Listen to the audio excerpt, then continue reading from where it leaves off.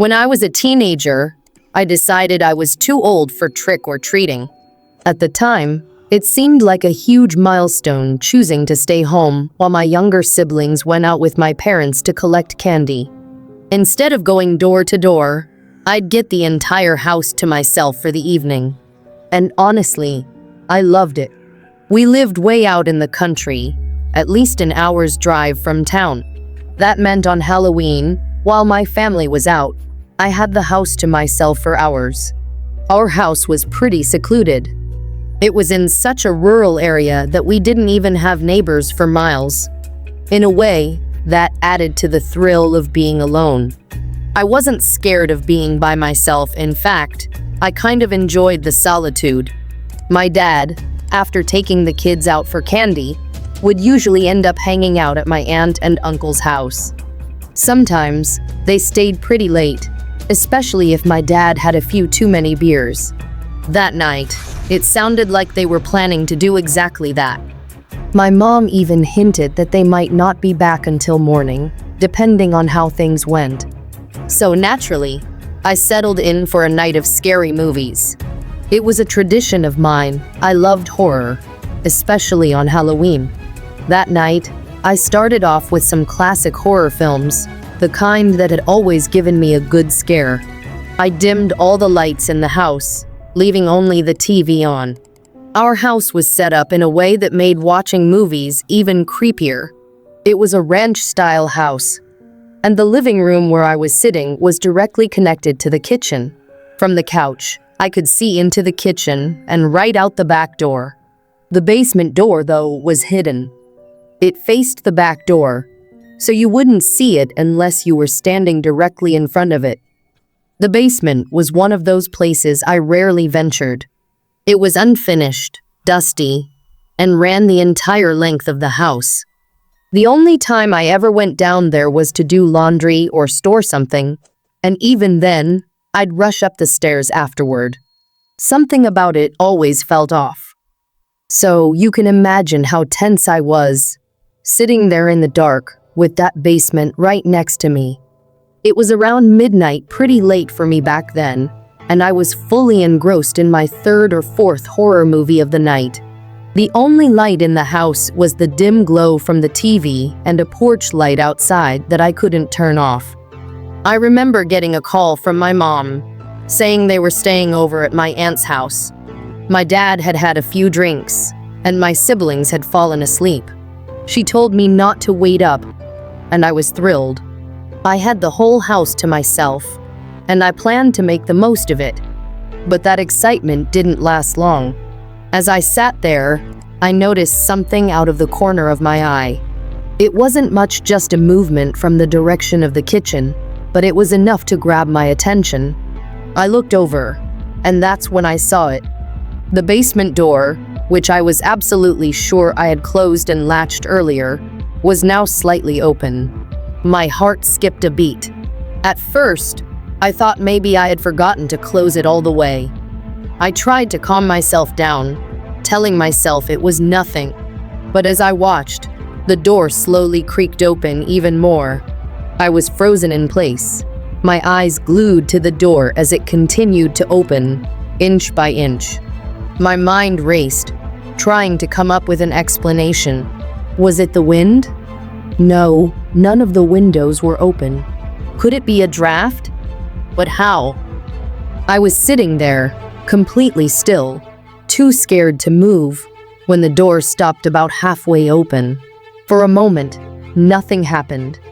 I stared at the dark space beyond the door, my heart pounding in my chest. And then, slowly, a face began to emerge from behind the doorframe. It was too dark to make out any details, but I could tell it was a human face. My breath caught in my throat as the face seemed to look directly at me.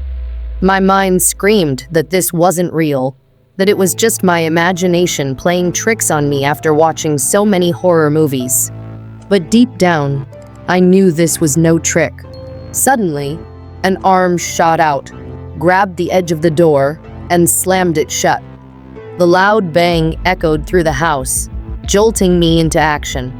I jumped up from the couch, my legs shaking, and ran into the kitchen. Without thinking, I grabbed the largest knife from the knife block and hurried back to the couch, clutching it tightly in my hand. I glanced at the front door to make sure it was locked, then sat back on the couch, my eyes fixed on the basement door. I didn't move. I didn't even breathe for what felt like hours. The house was completely silent except for the soft hum of the TV, but I couldn't focus on the movie anymore. My mind was racing, and every little sound made me jump. I kept telling myself that it had to be nothing, that maybe the door just wasn't latched properly. But I couldn't shake the feeling that something or someone was down there. Eventually, exhaustion took over, and I fell asleep right there on the couch, still gripping the knife. When my parents came home the next morning, they found me curled up on the couch, the knife still clutched in my hand. I told them what had happened, and my dad immediately went to check the house. He found that the window on the outside basement door was broken, but there was no sign of anyone inside. We never figured out who or what had opened that door. For months after that, I refused to be home alone at night. The memory of that face peeking out from the basement door haunted me for a long time. Even now, I get chills just thinking about it.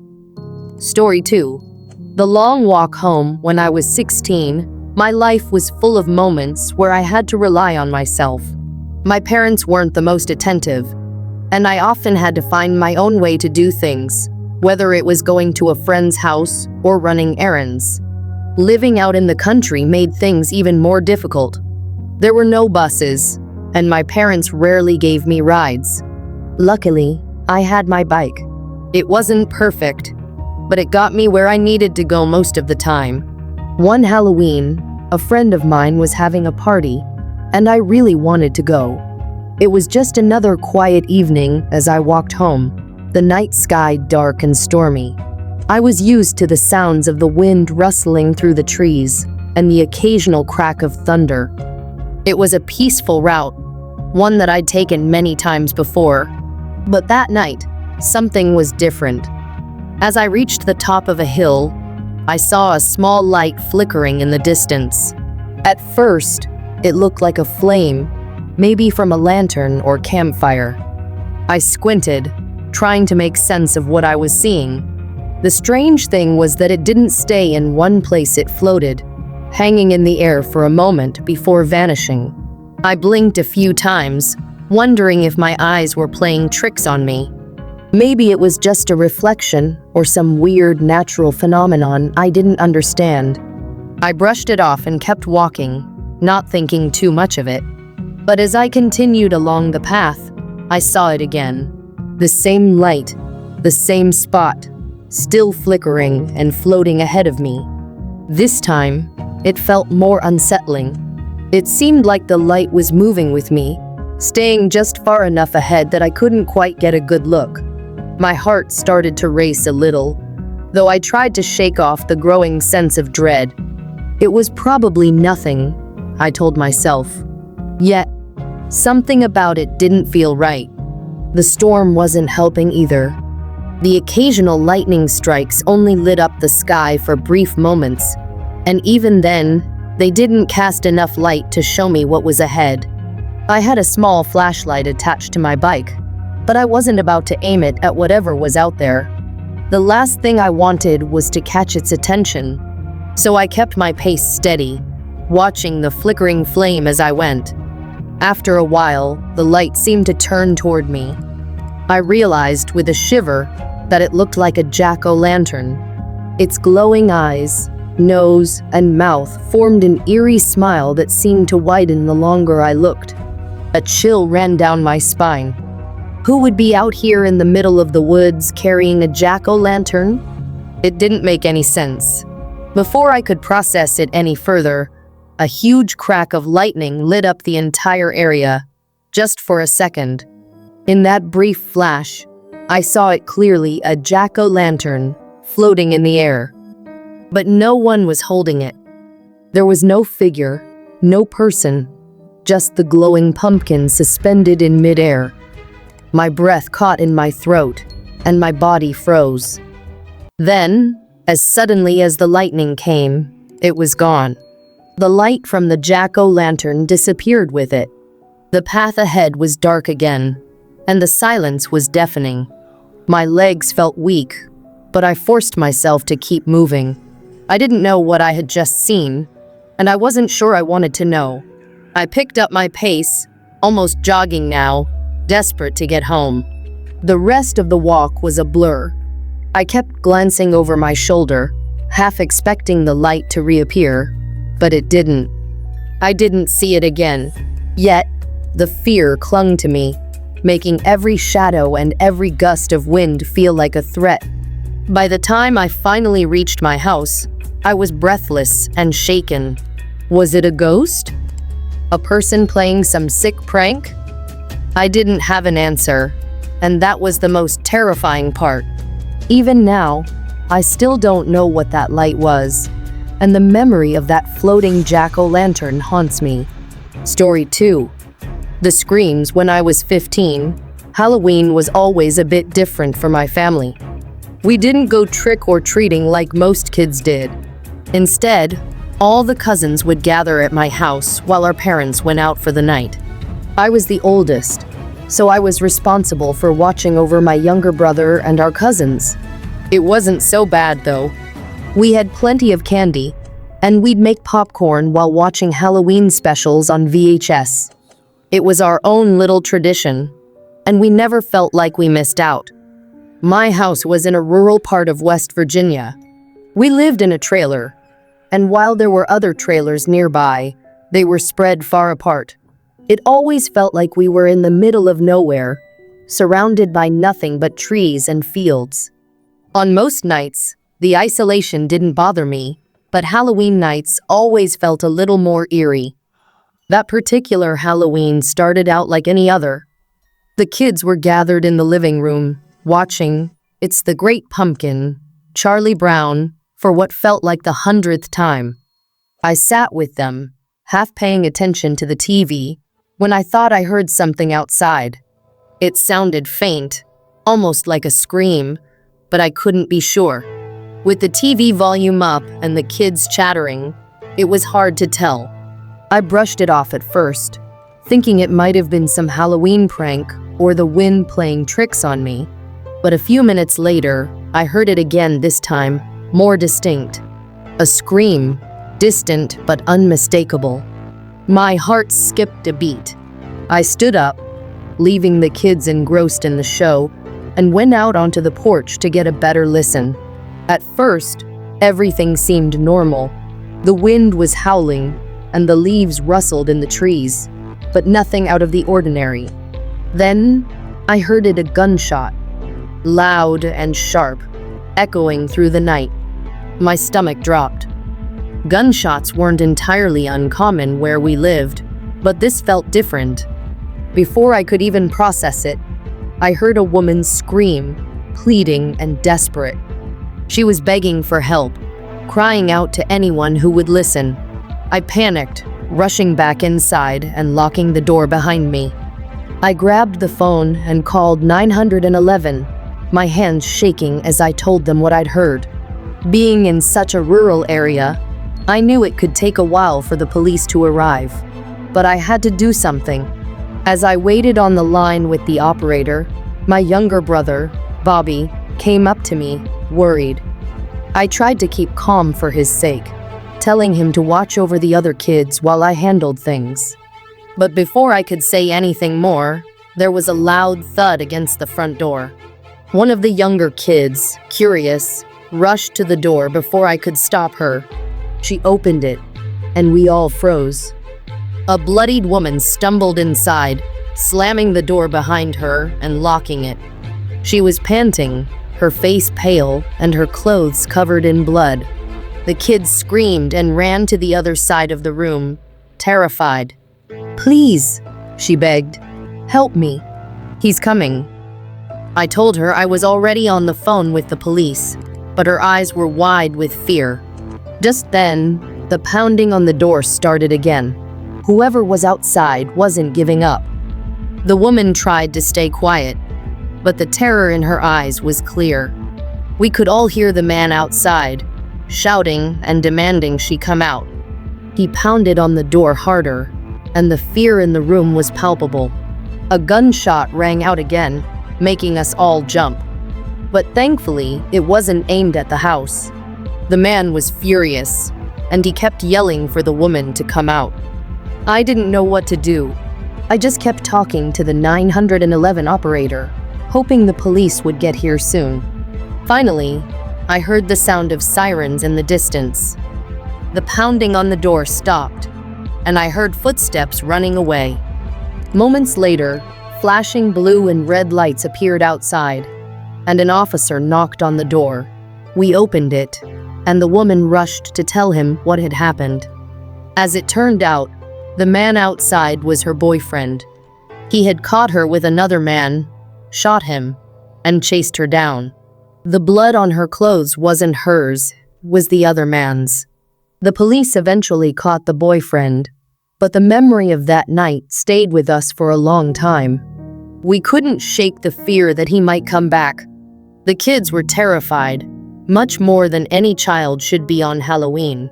Hey everyone, it's Killer Orange Cat here, and I'm so glad you could join me for another spooky video. Before we dive in, I just want to take a moment to give a huge shout out to all of my incredible Patreon subscribers.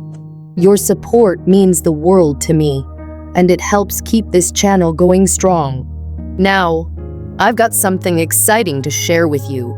For my Patreon members, I'm posting an exclusive Halloween story in just a few days. I know many of you enjoy my stories, and I can't wait for you to hear this one.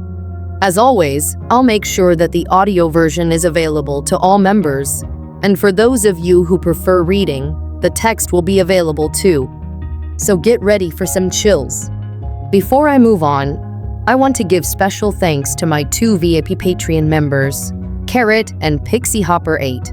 You both have been such amazing supporters, and I truly appreciate it. Of course, I can't forget to mention the rest of my paid members as well. Stinky News, Erica Odd, Tracy Sirs, Chronic J, and Heidi H. Thank you all so much for your generosity and continued support. It really helps bring more stories to life. Now, I know this video took a little longer than usual to get out, and I'm sorry about that. The past couple of weeks have been a bit of a challenge for me. Nothing too serious, but just one of those times when life gets a bit overwhelming. One thing that has made me kind of sad is that my possum friend, who used to visit regularly, still hasn't come back. I keep hoping to see him again, but no luck so far. That's been weighing on my mind. On top of that, I've been dealing with some cat-related situations here at home. Don't worry, they're all doing just fine. But it's been a bit of a hectic time, managing everything. Some days, I've been feeling a little down, but I'm pushing through it because I know you all are waiting for more content, and I don't want to let you down. Even though the last couple of weeks have been tough, I've got a bunch of Halloween stories in the works, and I'm so excited to share them with you. I absolutely love this time of year, and I know many of you do too. So I'm going all out to make sure you get as many creepy, spine-chilling stories as possible. Halloween month is a special time on this channel, and I won't let it pass by without bringing you some real scares. If you're enjoying this video and looking forward to more, don't forget to hit that like button. It really helps the channel out and lets me know that you're enjoying the content. If you haven't already, please make sure to subscribe to Killer Orange Cat and hit the bell icon so you get notified whenever a new video drops. I've got plenty more content coming your way, and trust me, you don't want to miss it. Also, I love hearing from you. So, if you have any thoughts on the video, feel free to leave a comment below. I try to reply to as many as I can because connecting with you all is one of the best parts of running this channel. And if you know someone who would enjoy the video, please share it with them. Spreading the spooks is always a good thing, right? Now, If you have an original story that you'd like me to narrate here on Killer Orange Cat, you can send it to the email in the description. I always love reading the stories you send me, and I'll do my best to bring them to life. Speaking of which, for those of you who have already submitted stories, don't worry, I haven't forgotten about you. I know there are a few stories I haven't narrated yet, but I promise you, they will be done before the end of this month. In fact, I'm planning a special subscriber story video, so if you have a spooky tale you'd like to share, send it to me soon, and I can add it to the video. Right now, I have about 4 submitted stories, and all of them will be featured in that video. Lastly, I want to give a shout out to my free Patreon members as well. You guys are fantastic, and I appreciate your support just as much. A big thank you to Lori Hicks, Lisa Herman, Anthony Bowers, Remy Venin, Rose Metro, Woer McQuifferson, Cindy Cleveland, Vanna Rain, William H., Alien Unicorn 13, Catherine Lynch, The Bag Guy 334, Michael Vasquez, Bonnie Lynn, Ket Bond, Krista Pike, Prince Yuva, HF Creations, Bonnie Gibbs, Lion Moore, DJL, and Evil Black Cat. Your support means so much to me. And before you head off to bed, don't forget, always check your closet and under your bed. You never know where a Halloween killer orange cat might be hiding, waiting for the perfect moment to pounce. Good night, and stay spooky.